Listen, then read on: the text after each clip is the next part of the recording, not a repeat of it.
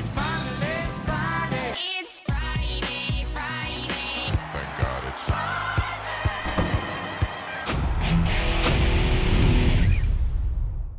All right, welcome back to the Friday Show, presented by NYRA Bets. If you sign up, bet 200, get 200. I'm Scott Jagow along with Ray Paulick.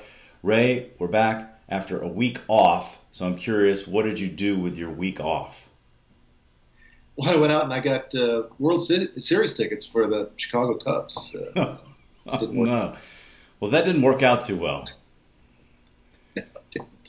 No, it's all horse racing now. No baseball for me. That's right. All right, and a big event coming up, not to mention the World Series, but the Breeders' Cup is only a month away, and this weekend is a huge win and you're in weekend. There are 18 challenge races. Horses winning those races can get right into the Breeders' Cup, which is 4 weeks away. For the first time since 2011, it's at Churchill Downs. I'm curious to start out here, what piques your interest at this point? What are you looking forward to? Well, there's horses that I'd love to have seen in the Breeders' Cup that aren't in it. Justified, for starters, Triple Crown winner. But what really piques my interest is the Classic, and whether Accelerate, a horse who's totally dominated the West Coast horses, can he ship back to Kentucky and win the Classic for John Sadler? And can Sadler break the longest drought in Breeders' Cup history? He is 0 for 41. And he's a terrific trainer. He's had terrible luck in the Breeders' Cup. He hasn't had that much success shipping in non-Breeders' Cup races. So this is kind of a double whammy for Accelerate. And, 0 for 41. Bobby Frankel, I think, went 0 for 38 before he got the first of his 6 Breeders' Cup wins. There's a couple other guys that are good trainers that have the long drought. Ken McPeak, I think, is 0 for 29. Christophe Clement, 0 for 35. But Sadler, 0 for 41, and he's got what I think will be the favorite in the Classic. Well, right now he's the favorite. I think people are aware that he hasn't won outside of California, Accelerate, even though he's a really nice horse. And in the older division, he certainly stands out so far this year. But there are some 3-year-olds that are interesting in the Breeders' Cup Classic. McKenzie, the stablemate of West Coast, McKenzie is, came back off the shelf and won the Pennsylvania Derby impressively. You have Catholic Boy, who won the Travers and, has really developed nicely. He's won a grade 1 on turf and dirt. Very impressive. Mendelssohn, who had some physical issues, finished second in the Travers and kind of is coming back into form. And I think he's, not, I wouldn't dismiss him either.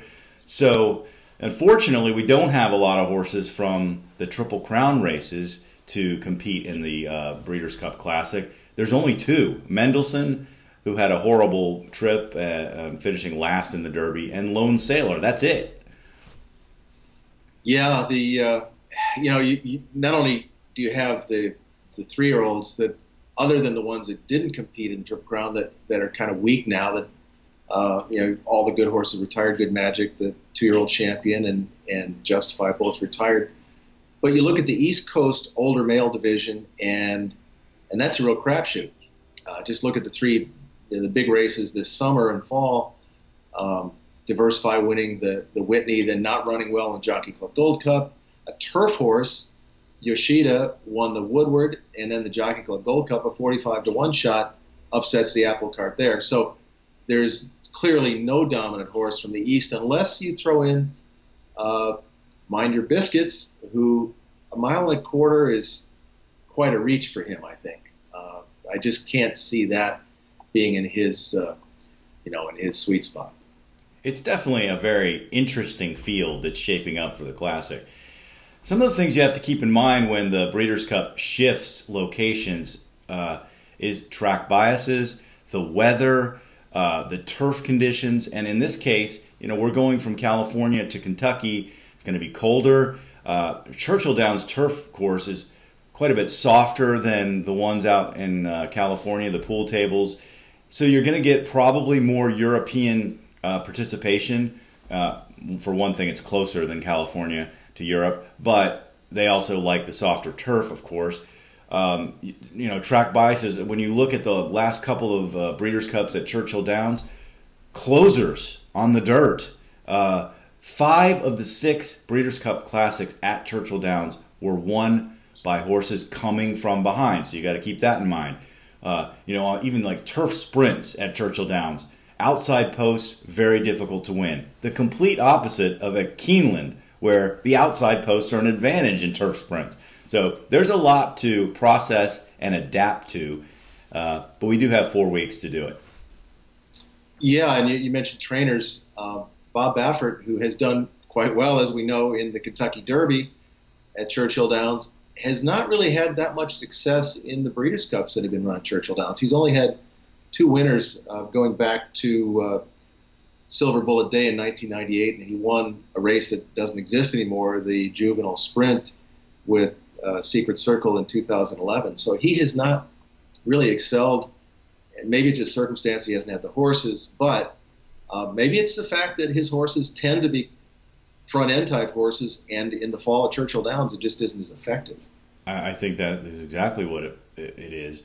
But Baffert has won 3 of the last 4 classics. It's unbelievable. And Gunrunner upset that trend last year, but he had Bayern, then he had American Pharoah, then he had Arrogate, and now he has McKenzie in addition to West Coast. So he is loaded, and I'm not so sure Accelerate goes off as the favorite when those gates open on November 3rd. How do you assess Baffert's 2 big players in the Classic?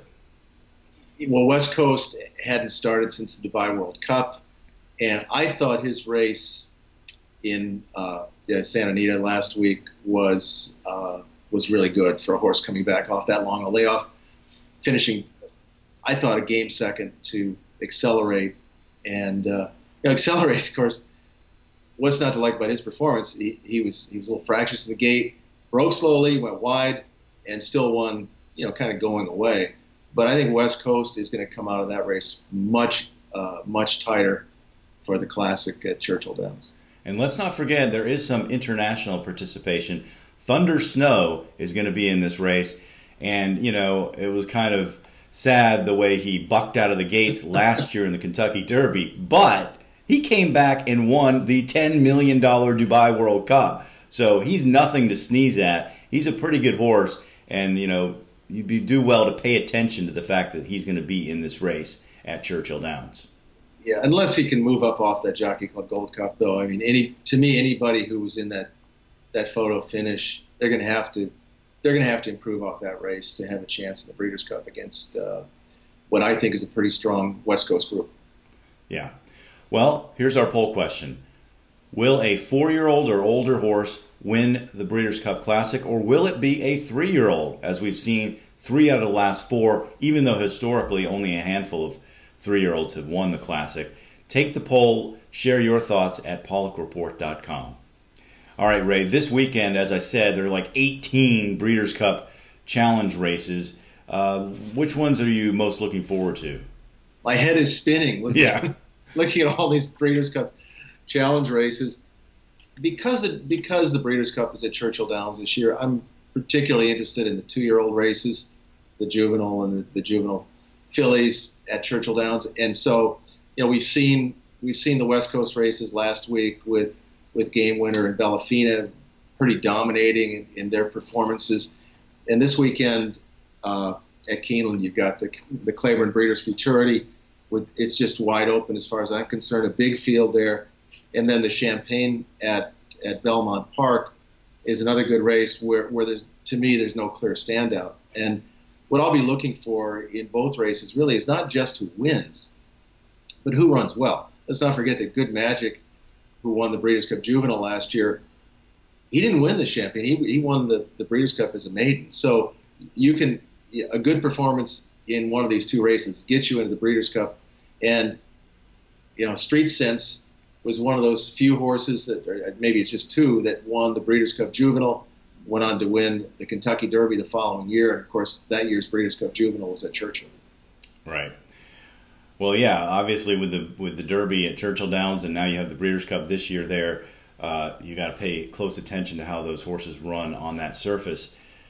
I'm excited. Just looking down the list of contenders for all the Breeders' Cup races, I don't know all the horses that I'm looking at there yet. I will get to know them over the next 4 weeks, but I do see a lot of deep contention in almost all the races, as it usually is, and which makes it an amazing event to bet on, an amazing event to watch. So looking forward to the Breeders' Cup, November 2nd and 3rd at Churchill Downs. All right, that's going to do it for this edition of the Friday Show, presented by NYRA Bets. If you sign up, bet 200, get 200. Thanks for joining us, and we'll talk to you next time.